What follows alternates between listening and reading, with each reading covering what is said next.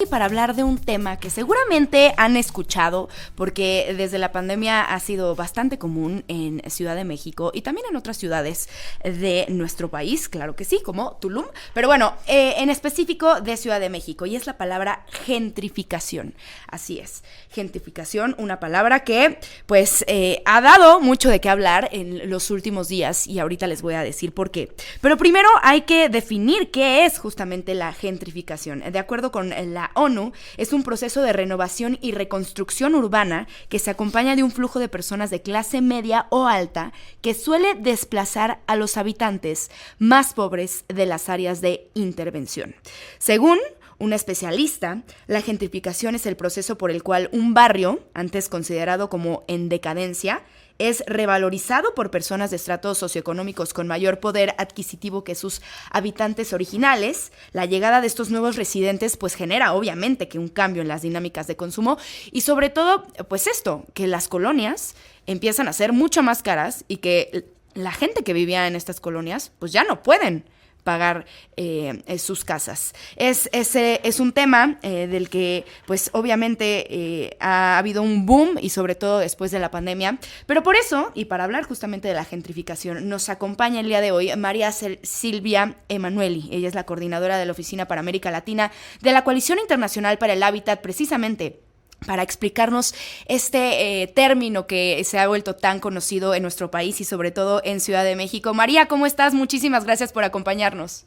Hola, Villana, muchas gracias, un gusto estar con ustedes. Bueno, pues ya explicaba más o menos qué es la gentrificación, pero me gustaría que sí, o sea, como que lo pongamos en contexto de qué es realmente la gentrificación y sobre todo como este boom que ha tenido en Ciudad de México y en otras ciudades de nuestro país, María. Muchas gracias. Mira, la gentrificación realmente es un concepto que ha sido muy analizado por la academia, lo han desmenuzado y digamos no hay probablemente una única forma de definirlo, pero de forma muy sencilla podríamos decir que es un fenómeno que implica el aburguesamiento de una determinada zona de la ciudad, una sustitución de una población con mayores recursos, mayores incluso digamos desarrollo profesional sobre otra que es una población trabajadora de menores recursos, a veces incluso de otro color de piel, ¿no? Y esto implica un cambio radical justamente en determinadas colonias que pero incluso tiene impactos como ola en otras circunstancias. Y efectivamente es lo que estamos viendo de forma muy clara en varias zonas céntricas de la Ciudad de México. No es el único problema de vivienda en la ciudad, pero es uno de los tantos y sí dificulta el acceso a la vivienda de la población que aquí reside. Sí, totalmente. Y vemos colonias, y sobre todo en Ciudad de México, colonias que, como ya les decía, a lo mejor estaban como en decadencia, ¿no? Y que de la nada, pues, tuvieron un boom y ahorita son casi impagables, o bueno, subieron muchísimo las rentas, y esto obviamente que obligó a la gente que vive ahí a tenerse que ir de sus casas, porque hasta incluso, pues, les pidieron los departamentos, ¿no? Gente que rentaba, por ejemplo, y que les dijeron, bueno, pues, ¿sabes qué? Te tienes que ir, porque obviamente iban a subir el precio del departamento, el precio de la renta, y ya era impagable. ¿Cuál podrías decir que son los grupos sociales más afectados, sobre todo por la gentrificación en Ciudad de México? Mira, podríamos decir que son los grupos más vulnerables, la persona de tercera edad que justamente rentaba durante mucho tiempo un determinado departamento a un precio muy adecuado a, por ejemplo, su jubilación, las madres solteras, pero también siempre más este fenómeno está tocando a los jóvenes y las jóvenes, a las personas que ubicaríamos en clase media, ¿no? No es solo un fenómeno de un número, digamos, relativamente pequeño de personas, sino que ya se está extendiendo.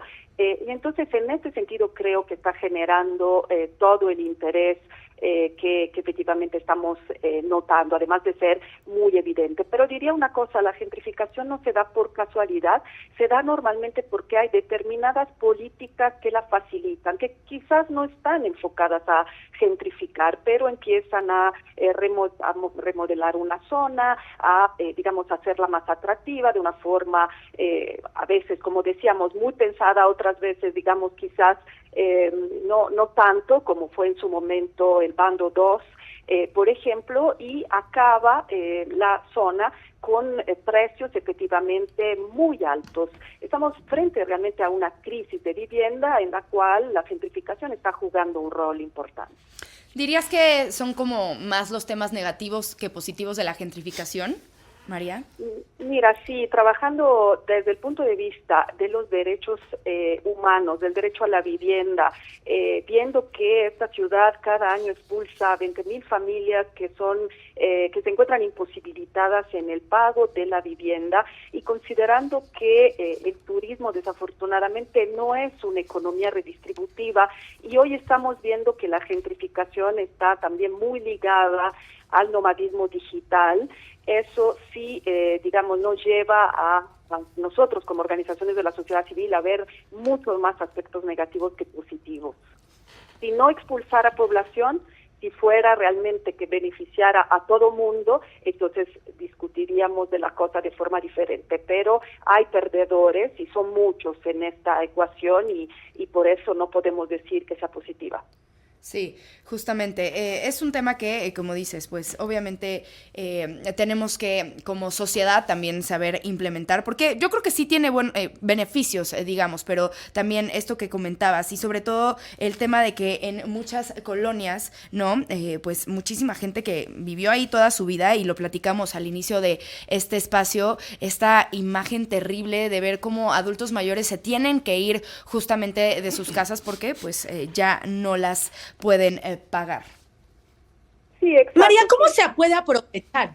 ¿Cómo se puede aprovechar el momento que está viviendo la Ciudad de México en cuanto a la gentrificación, entendiendo todas las connotaciones negativas que ya nos platicabas, para que se beneficie de una u otra forma?